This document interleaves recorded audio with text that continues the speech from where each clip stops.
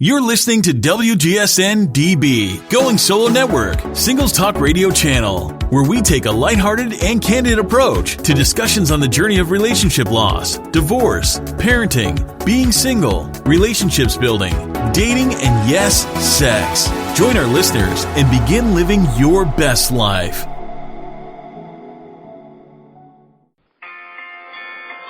Welcome to Divorce, Dating, and Empowered Living with your host, Rosalind Sadaka. Join Rosalind each week on a journey toward overcoming life's many challenges to achieve peace, empowerment, and positive transformation. It's time to relax, unwind, and transform your life with Rosalind Sadaka. Hello, everyone. This is Rosalind Sadaka, and you're listening to WGSN-DB, the Going Solo Network. And our show is Divorce, Dating, and Empowered Living with Rosalind Sadaka. Good to have you join us again, and I'm very excited about today's show because I'm interviewing a gentleman who's passionate about working with parents to manage their conflicts constructively so that they can build their children up rather than have them be collateral damage. And we all know what that's like after a divorce or other challenge in a relationship. So I want to introduce everyone to Richard Heller. Welcome, Richard. Hey, how are you, Rosalind? Good to have you join us. It's great to be with you again. Thank you. I'm looking forward to talking with you. So I wanted to start by asking you how you found your way into working with folks in high conflict. That's a challenging arena. Well, you know, there's the long story and the short story, and we only have 20 minutes, so I'm going to give you the very short story. The very short story is, like so many people, I came from a very dysfunctional family, and conflict was kind of the norm. And I also grew up in a neighborhood where conflict was the norm. And so I spent a good deal of my life learning how to manage conflict myself. And when it came to working with people, I was naturally drawn to helping people who were in conflict because I've used and learned so many of the tools for managing conflict myself, and particularly people who have children in their lives, because my feeling is that children so often, as you pointed out when you introduced me, are collateral damage. You know, people just figure, well, they're resilient, they'll get through it, and you know, it takes years for children to recover from high conflict situations, as was the case with my brother and myself.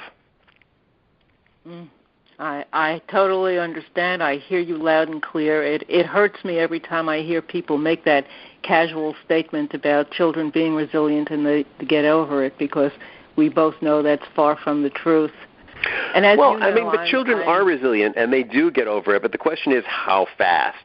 You know, in my own case, it took a long time, but what I've learned is that when parents really focus on their children, it doesn't have to take a long time. In fact, children can turn even high conflict situations into assets in a much shorter period of time with the right guidance from their parents. Yes, and that's the pertinent point, with the right guidance from their parents. So let me ask you this. What do parents need to do to really protect their children when they're exposed to conflict? It depends on the kind of conflict, of course. So if the parents are the source of the conflict, the first thing they can do is stop having conflict in front of their children. It doesn't mean they're going to stop having conflict. It just means they're going to set a boundary for themselves that this is not something they do around the children. I mean, the first part is to eliminate the source. If the children are being exposed to conflict in other areas of their life, that's a whole nother bailiwick, because the parents have a lot less control over that. And they need to find a way, if it's they're experiencing conflict in school or in camp or at somebody else's house, they need to find ways to protect them from that. And once they've taken those steps, then once the source has been reduced or eliminated or at least tucked away, you know, then there's a whole slew of things that need to be done with the children themselves. Yeah, so let's address some of those things. I would always recommend that if children are in a situation where they're being exposed to consistent conflict, that the first step be that they find someone for the children that they can talk to. It might be the parents. So I work with a lot of divorcing parents who have a toxic spouse on the other end of the divorce, and usually the parent I'm working with is recovering from someone who's emotionally abusive, verbally abusive, physically abusive, or just a raging narcissist and cares about no one but themselves. And so it might be that in cases like that, that parent becomes the person they can talk to, but it helps to have a third party. And the second thing is for that parent to do the work that they need to do to rediscover themselves. Very often when we experience being a victim in the presence of another person, no matter what the circumstance, we lose our sense of self. We lose our sense of having authority over our own lives. So the first step is to rediscover that authority over our own lives before we can truly help our children. Yeah, that's a pivotal point. And I imagine we also need to move out of the victim state and the victim mentality, because that's not a good reflection for our children, is it? Well, being a victim is underrated in the United States. I say that laughingly because there are strengths to being in that space, to allowing yourself to be sad in order to process hurt. But yeah, hanging out there endlessly is not good for anyone. And so that's what I mean by taking authority over their lives. When someone who's been in that victim space for a period of time starts healing, the first step is to own how can they prevent themselves from being in that circumstance ever again, if possible. What are the things the changes they need to make in their own lives to protect themselves so that they don't find themselves under those kind of influences? And yes, a part of that would be moving out of the victim space for sure. So we're talking about how parents can help their children go through conflict. So the parents are talking to the children. What kind of advice do they offer to the kids? And obviously it would have to be age appropriate, right? Yeah, so once the parent, you're in the plane, and once the parent has put the oxygen mask on themselves, they've removed themselves from the conflict themselves, and they're working with the child. Now they're equipped to work with the child. They can put the oxygen mask on the child. And so in addition to having the child speak to a therapist or maybe they're in a group, or maybe all of them, maybe they're in a part of a spiritual community, and there's a child group. There's some place where children can connect and talk about this and share about this.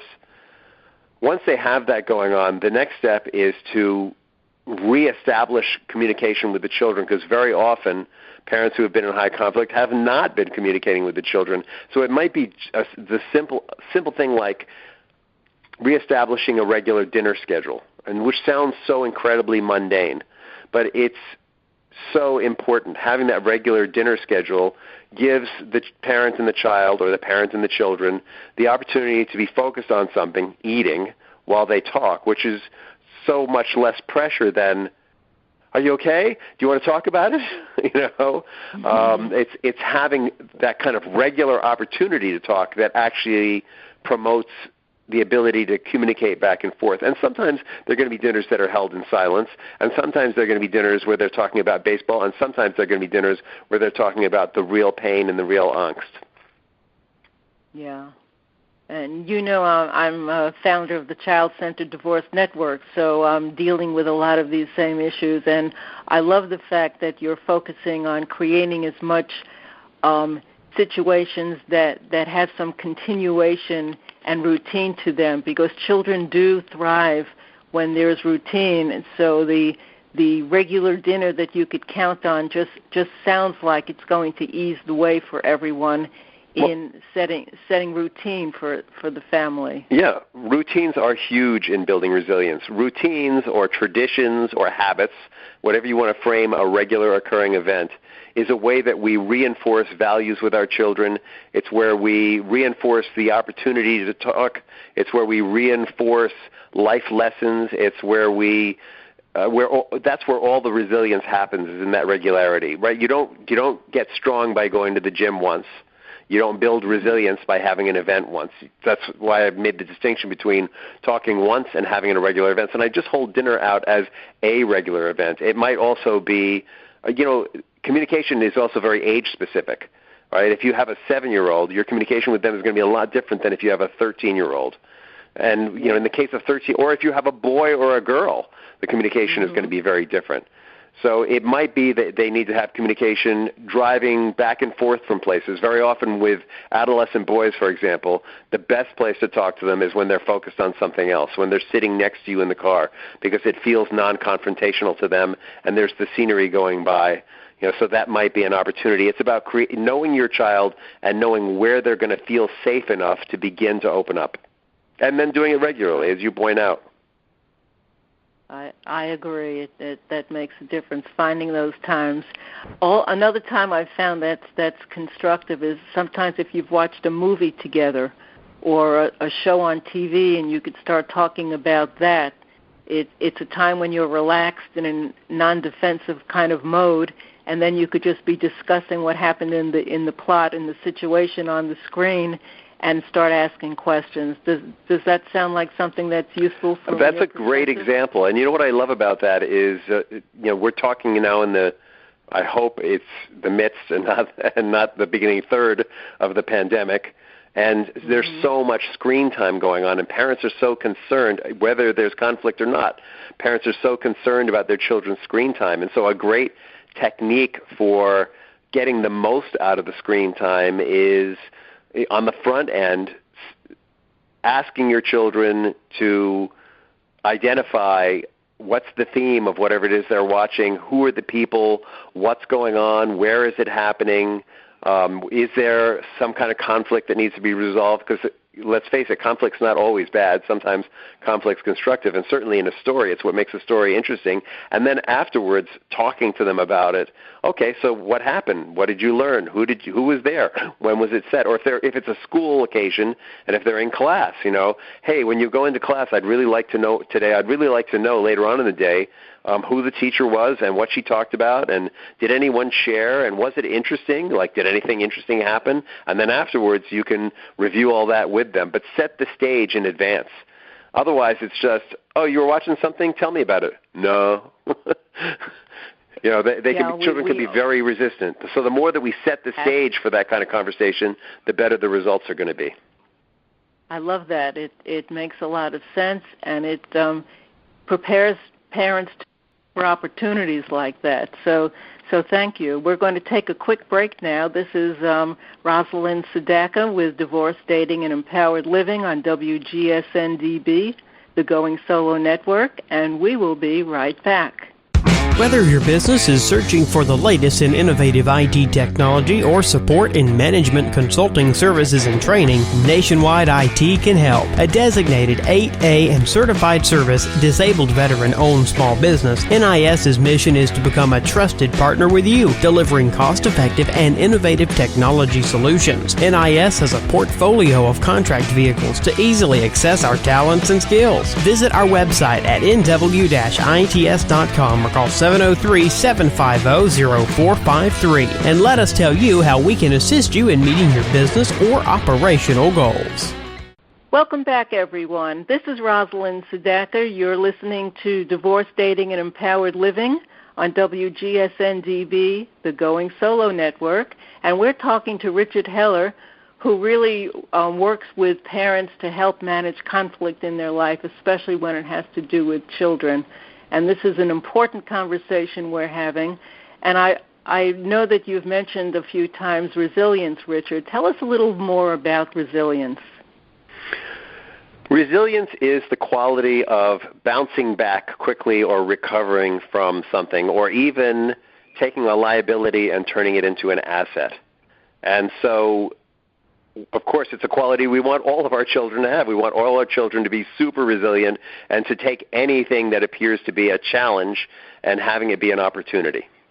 That's great. So how do we build resilience in our children, and what are the things we need to be looking for so we could tell if it's working? Resilience has 4 basic legs. And so here they are. The first is we want to build in ourselves and in our children self-awareness and self-acceptance of what makes us unique, what makes us special. So everyone's unique. We all have unique DNA. Even twins who have matching DNA are unique because as they grow up, they're exposed to different influences. So the other things that make us unique are our family, our culture, and the events that we're exposed to in our lives. We're each and every one of us special and unique. And so the first part is accepting ourselves and also accepting some of the things that make us special and unique that maybe aren't so terrific. You know, we've all got our less than endearing qualities. The second leg is understanding that we all have, because we're unique, there's something that we're each going to be uniquely good at. That there's maybe a word to use is purpose or mission that we have, that something that no one else can do quite the way we can do it. And that comes out of that understanding of who we are. The third leg, and I've actually just changed this model, is all about our mindset or our mind. How strong is our mind? How calloused is our mind? So as human beings, we have a natural tendency to avoid pain, to avoid hard work. We always like things to be easier. We see that so much in our society today where there's a quick fix for everything and everybody wants to get rich fast, et cetera, et cetera, et cetera. But a big part of resilience is tenacity. Building that tenacity is, you know, when you've run a mile and you think you're at the end of what you have, pushing for an extra 100 feet, 200 feet, half a mile, and finding out that you have so much more, because it's our minds that limit us in so many ways.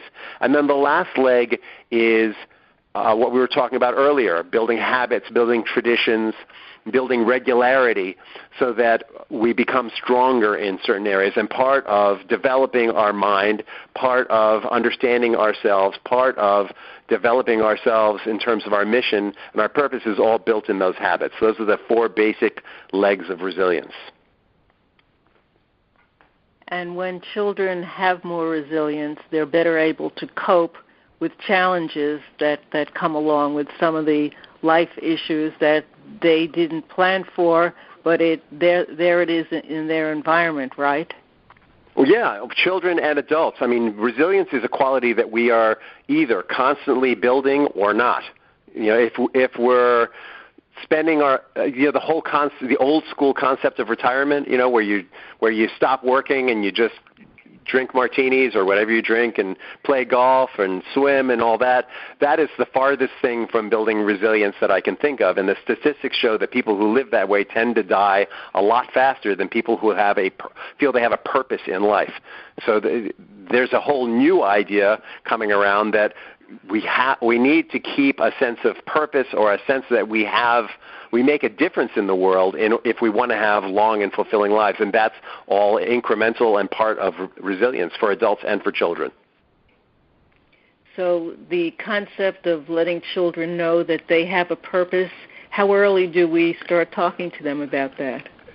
You know, children, it's interesting, all right? I've thought about that a lot. So what is the purpose of the child? Children take on purpose unconsciously very often. So when parents are getting divorced, very often, it's interesting, a year after the divorce is complete, the parents are recovering and the children are collapsing. All right, the children are at risk of mental illness, physical illness, sexual promiscuity, being sexually abused, doing poorly on the less dangerous end of the scale, doing badly in school, having some kind of emotional setback. That's all in the first year after the divorce. And the reason for that is that the reality of the divorce sets in, and on some level kids always feel like they're responsible. It's completely irrational. Yes. They feel like they failed their parents in some way, that their parents are getting divorced. So ingrained in them already is a sense of purpose. They thought their purpose was to keep their parents together on some level. So it's always present. And so really what we're doing is we're making them cognizant of a sense of purpose. And so what is your purpose when you're 7? It might be something very simple. It isn't keeping your parents together. That should never be a child's purpose. And it might be, some of it might be making them aware of, hey, you're not responsible for this, but your purpose right now is to make sure that your room is clean and that you're doing well in school. And, you know, it might be very simple. At age 7, we're processing. We're just beginning to move from our unconscious. We're developing a sense of ego, developing a sense of self. So at that point, we might be discovering that we're unique for the first time. At age 1 to 7, everything's very unconscious. There's not a lot of a sense of identity. So again, it's very stage oriented. We want to talk about purpose. We want to talk about feeling driven. It might be that from 0 to 7 you find out that your child is an amazing runner. And so it might be more about having them discover their strengths and find purpose in their strengths. But you're not going to hook into something like, as adults, when we think of purpose or mission, we think of something grandiose. What's the difference I'm going to make in the world? But that's not going to be an issue for a child until they hit adolescence or adult age. So let me stop you here and ask you an important question. How can people find you and access the information you have to share with them? People can find me at richinrelationship.com, RICHINRELATIONSHIP.com. And they can also find me on Facebook and LinkedIn and Instagram, all under Rich in Relationship. Rich in Relationship, and your name is Rich Heller, Heller. Correct. Wonderful. So I wanted to find out at this point, since we're getting close to the end of our conversation, what takeaways do you have for our listeners on protecting children, especially when they're being exposed to conflict or have created conflict? Sticking with the resilience theme, the parents who I'm working with who have a toxic parent in their lives, their biggest challenge is to teach their child how to deal with that particular brand of toxicity without outing the other parent. So it's very inappropriate to say, your father's a narcissist, he only thinks of himself, that's just how he is. But it might be appropriate to teach them how to deal with people who have narcissistic tendencies without ever referencing their father, and let them figure it out as they grow up. And that rule carries over to every conflict situation. If you have a child who's being exposed to some kind of conflict that you have no control over, you give them the tools that they need to manage that. And that's probably the best takeaway I can give you, for those of you who are listening. And if you're not sure what that is, you can reach out to me, or you can Google. There's tons of information out there on how to deal with certain types of situations or personalities in the world. And how are parents role models for children, especially when they're dealing with these kinds of conflicting situations? Oh, we should have started there. That's a whole other show. Your parents are completely role models. Children watch everything. They watch what we do more than what we say. So if we say to them, never allow yourself to be bullied, but they see that we're allowing ourselves to be bullied, the lesson they take is that it's okay to be bullied, or that there's ways of dealing with bullies that's about allowing them to do what they do. So it's really watch what you do more than what you say, because that's what your children are doing. And what about listening as a parent? What can you say about that? Listening is a challenge for all of us. I think the number one complaint of most people is they don't feel heard. It's right up there with the fear of public speaking, interestingly. Listening, if you really want to practice listening, there's a tool that you can use. When somebody says something to you, you listen for at least one feeling and one fact in what they're saying and reflect it back. So if your child comes home and says, I was at the soccer game and Tommy keeps pushing me out of the way for the ball and I really don't like it, you would want to say something like, so what I'm hearing you say is, you don't want to say, wow, that Tommy, he sucks. You could say that, but that's not going to help. What I'm hearing you say is you're really frustrated because you can't get to the ball. And they might say, yeah, that's really it, and then continue. Or they might say, no, that's not really what I meant at all. And then they're going to start over again. And you just keep doing that exercise until they're ready to move on.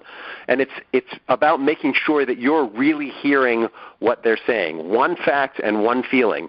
And if you get it wrong, it's okay, because the whole idea is to keep working at it till you get it right and show your child that you're really listening. It's more important to them that they see that you're really listening than that you really hear them. Makes total sense.